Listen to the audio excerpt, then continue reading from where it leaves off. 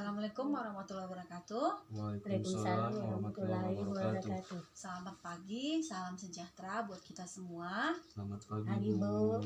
Apa kabar ibu-ibu? Baik, Baik, alhamdulillah. Udah sarapan ya dari rumah ya? udah. Ya. Anak-anak tadi sudah berangkat sekolah Pak, Bu? Sudah, Bu. Sudah. Alhamdulillah kalau begitu. Terima kasih sudah hadir tepat waktu pada hari ini. Mudah-mudahan kita bisa mendapatkan ilmu yang bermanfaat ya untuk pertemuan kita kali ini.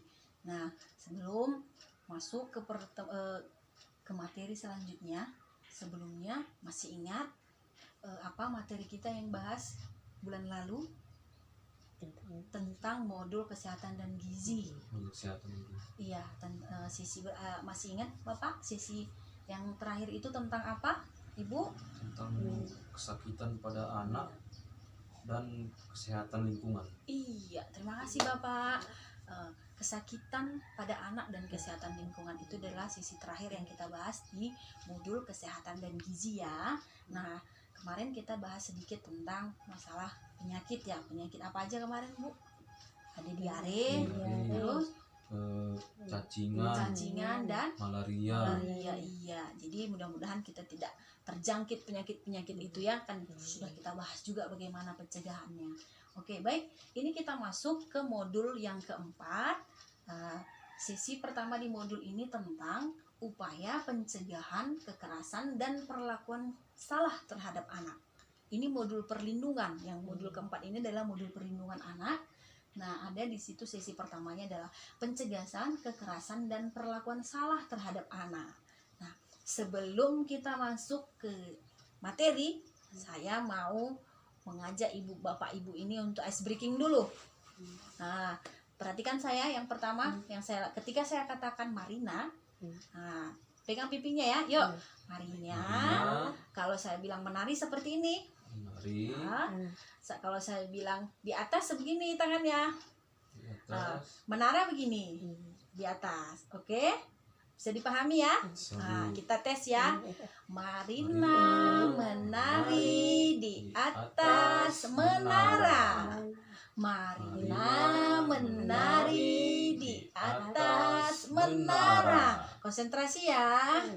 Menari Marina di atas menara. Menari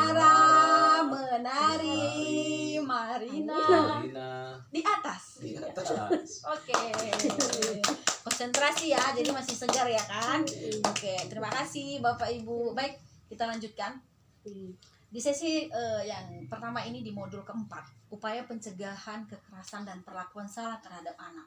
Nah, adapun tujuan kita untuk pembelajaran ini, kita diharapkan mampu untuk melakukan pencegahan kekerasan dan perlakuan salah terhadap anak, termasuk pencegahan terhadap anak istimewa serta deteksi dini terhadap kekerasan seksual. Jadi setelah kita belajar ini, kita mampu untuk tidak melakukan kekerasan lagi kepada anak-anak kita dan tidak melakukan perlakuan salah kepada anak-anak. Bisa dipahami Bapak Ibu? Bisa, Bu. Oke. Nah, sebelumnya coba kita lihat flip card yang ada. Yang pertama adalah pengertian anak. Silakan dibaca Bapak. Anak adalah seorang yang belum berusia 18 tahun, termasuk yang masih dalam kandungan. Iya. Jadi anak itu adalah seseorang yang belum berusia 18 tahun. Nah, apa-apa saja hak-hak anak? Nah, apa itu hak? Hak anak itu apa? Coba dilanjutkan Bapak. Adalah hak yang melekat pada martabat manusia sebagai insan ciptaan Tuhan Yang Maha Esa, yang sifatnya tidak boleh dilanggar oleh siapapun, dan yang seolah-olah merupakan suatu holy area. Iya. Jadi hak anak itu yang melekat pada dirinya tidak boleh dilanggar, atau siapapun melanggar tidak boleh, karena dia diciptakan memiliki hak yang sama dengan siapapun, dengan anak-anak yang lainnya. Termasuk itu hak hidup ya. Itu kan diberikan sama Allah, diberikan oleh Tuhan kepada dia. Nah, hak anak ini juga akan dibagi menjadi 5 klaster. Ada 5 klaster pembagian hak anak. Nah, yang pertama itu di klaster pertama, silahkan Bapak dibaca. Yang pertama, hak sipil dan kebebasan. Iya, hak sipil maksudnya di sini Bu, ya Pak. Hak anak itu begitu lahir dia mendapatkan ada akte lahirnya, ada catatan sipilnya dia, terdaftar dia di catatan sipil dengan kita daftarkannya dia memiliki akte kelahiran. Ya, dia bebas memeluk agama, dia bebas berkeyakinan sesuai dengan apa yang diyakininya. Nah, dia bebas beribadah sesuai dengan apa yang dia yakini. Itulah yang dimaksud dengan klaster pertama, itu hak sipil dan kebebasan. Nah, yang kedua adalah, silakan Pak. Kedua, lingkungan keluarga dan pengasuhan alternatif. Iya, lingkungan keluarga. Anak itu memiliki hak, dia mempunyai keluarga yang mengasuh dia. Nah, hak-hak dia itu di dalam keluarga itu apa?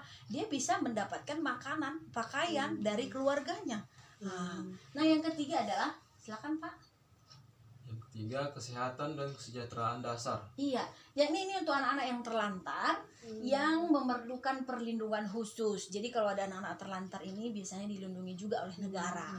Oke, yang keempat adalah pendidikan, waktu luang, dan kegiatan budaya. iya, anak-anak juga memiliki hak untuk mengecap pendidikan. Jika anak itu sudah batas usianya sudah memang memasuki sekolah, usia sekolah, kita orang tua wajib memberikan itu kepada anak-anak karena memang dia berhak untuk sekolah. Jangan kita tidak sekolahkan ya Ibu Bapak ya. Kita ini kan sudah ada bantuan seperti PKH. Bantuan yang diberikan kan untuk anak sekolah ya. Salah satunya ya anak sekolah, tidak hanya ibu hamil, usia dini, anak sekolah juga. Ada anak SD, SMP, SMA, semua ditanggung oleh pemerintah bagi anggota PKH. Dan itu dipergunakan untuk keperluan anak sekolah. Jangan digunakan keperluan yang tidak. Oke, bisa dipahami ya. Jadi nggak ada istilah nanti nggak ada biaya lagi untuk anak sekolah karena sudah dibiayai oleh pemerintah.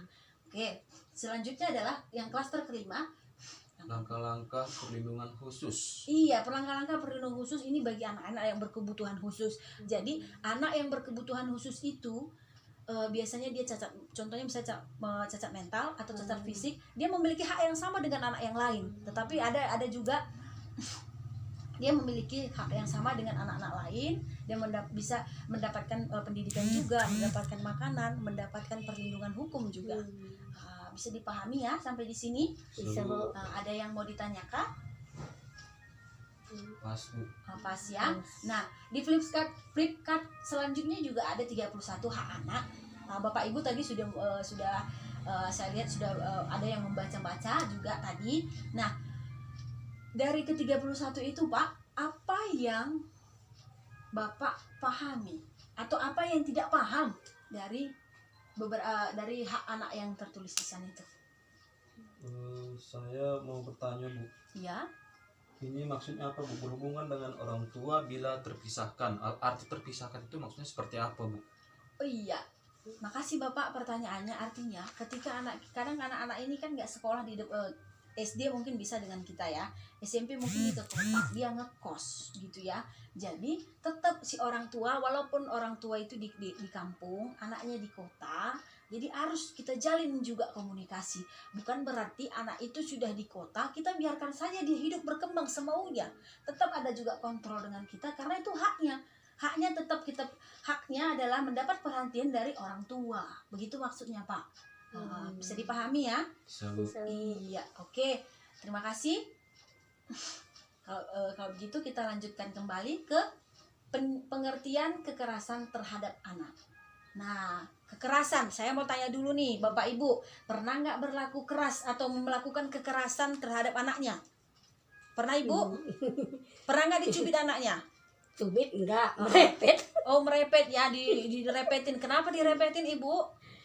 Karena dia berlalu. Karena bandel ya. Bandelnya itu seperti apa? Kayak mana? Kayak mana Bu? Nggak mau disuruh gitu Bu? Kadang disuruh banyak kali tingkahnya. Oh, banyak kali tingkahnya ya. Oke, makasih Ibu. Terima kasih kita sama Ibu ini. Iya, karena sudah berani untuk mengutarakan pendapatnya. Oke Bapak, silakan baca apa itu kekerasan Pak? Kekerasan terhadap anak adalah setiap perbuatan terhadap anak yang berakibat timbulnya kesengsaraan atau penderitaan secara fisik, mental, seksual, psikologis, termasuk penelantaran dan perlakuan buruk yang mengancam integritas tubuh dan merendahkan martabat anak. Iya, jadi segala bentuk perbuatan terhadap anak yang berakibat timbulnya kesengsaraan atau penderitaan secara fisik, mental, seksual, psikologis, termasuk dengan penelantaran, perlakuan buruk itu disebut dengan kekerasan terhadap anak. Jadi Bi, kalau katanya tadi pernah ada tadi yang cubit anak, katanya dipukulnya anaknya ataupun dimarah-marahinya sampai takut-takut anaknya, itu bentuk kekerasan itu Bu. Nah, jadi diharapkan nanti setelah kita belajar ini, kekerasan itu udah tahu ya pengertiannya ya. Jangan lagi diperlakukan kepada anaknya ya. Boleh tegas, beda tegas ya sama kasar atau keras. Beda, kita boleh tegas sama anak, yang mana yang boleh, yang mana yang tidak boleh dilakukan, itu wajib kita kasih tahu kepada anak. Tetapi melakukan kekerasan dan perlakuan salah itu tidak boleh kita lakukan. Paham ya? Oke. Selanjutnya kita bisa lihat ke depan, ini ada jenis-jenis kekerasan dan perlakuan salah. Nah, itu dibagi menjadi 3, yaitu secara fisik, psikis, dan seksual. Nah, secara fisik, perbuatan yang dilakukan oleh seseorang yang mengakibatkan rasa sakit, jatuh sakit, atau luka pada tubuh anak. Nah, kalau fisik itulah seperti tadi contohnya, ada yang mencubit, memukul, menendang, mengguncang-guncang, memasukkan cabai ke mulut. Nah, pernah nggak itu Pak dilakukan kepada anaknya? Pernah ya. Nah, jadi modul ini kita pelajari itu nggak boleh lagi dilakukan ya Pak ya, sesuai dengan arahan dari modul ini nggak boleh lagi kita lakukan karena itu adalah kekerasan fisik. Nah, kalau fisik terlihat, misalnya tadi kita pukul anak kita, Pak, memar, merah, itu nampak, kelihatan bahwasanya merah. Nah, bagaimana dengan yang psikis? Itu mentalnya yang terguncang. Kalau secara psikis yang mana pula ini? Perbuatan yang mengakibatkan rasa tidak nyaman, bahkan menimbulkan trauma yang berkepanjangan terhadap anak. Kekerasan ini sering terjadi berulang-ulang tanpa disadari atau disadari oleh pelaku. Nah, pelakunya siapa? Ya kita. Mungkin kita nggak sadar, udah sering kita lakukan itu. Karena tadi mungkin si ibu ini tadi nggak ya pernah aku pukul Bu, nggak pernah aku cubit, tapi aku marah-marah aja, aku berepeti aja. Kadang itu yang membuat dia juga jadi trauma, karena mungkin saking traumanya Bu, begitu kita panggil namanya nanti sembunyi dia. Kenapa? Kayak mana pun aku direpeti mamanya aku nanti pikirnya. Jadi harus bisa dibedakan ya Ibu ya. Tegas dengan marah-marah itu berbeda gitu. Kita juga harus sama-sama mengajarkan anak-anak kita mana yang boleh dilakukan dan mana yang tidak, agar tidak terjadi kekerasan. Mungkin nanti Ibu capek dari ladang mungkin ya. Ke ladang kan Bu? Iya, capek ke ladang, tiba-tiba kita lihat rumah berserak, tiba-tiba kita lihat nasi belum masak. Ya, sampaikan secara perlahan, tegas boleh, tapi jangan pula dicubiti anaknya, dimasukkan cabai kayak bapak ini tadi masukkan anak cabai ke mulut anaknya. Nggak boleh ya Pak ya, lain kali nggak boleh. Ini kan sudah kita belajar, jadi ada manfaat belajarnya nanti. Tidak boleh kita lakukan seperti itu lagi, karena akan menimbulkan secara psikisnya itu akan terganggu. Nah, yang terakhir adalah seksual. Perbuatan yang mengakibatkan rasa tidak nyaman bahkan menimbulkan trauma yang berkepanjangan terhadap anak. Kekerasan ini sering terjadi berulang-ulang tanpa disadari atau disadari oleh pelaku. Jadi kekerasan seksual ini, mudah-mudahan tidak terjadi sama kita. Jauh-jauh lah itu harus kita bimbing juga anak-anak kita untuk tidak melakukan hal-hal yang tidak normal gitu, tidak baik gitu ya Bu ya. Harus kita ajarkan kepada anak-anak kita untuk tidak berbuat seperti itu. Jadi kita juga harus tetap Bu, kita pantau anak kita di mana kapanpun berada. Oke, sampai di sini bisa dipahami? Bisa Bu. Ada mau ditanyakan? Ada yang mau ditanyakan Bapak Ibu? Pas ya. Oke. Ada siapa yang bisa menyimpulkan pertemuan kita hari ini? Silakan Bapak. Bapak ini kayaknya pandai ini, jago ini Bapak ini menyimpulkan. Ya. Dari yang Ibu jelaskan tadi, saya bisa menyimpulkan Bu bahwa anak itu memiliki hak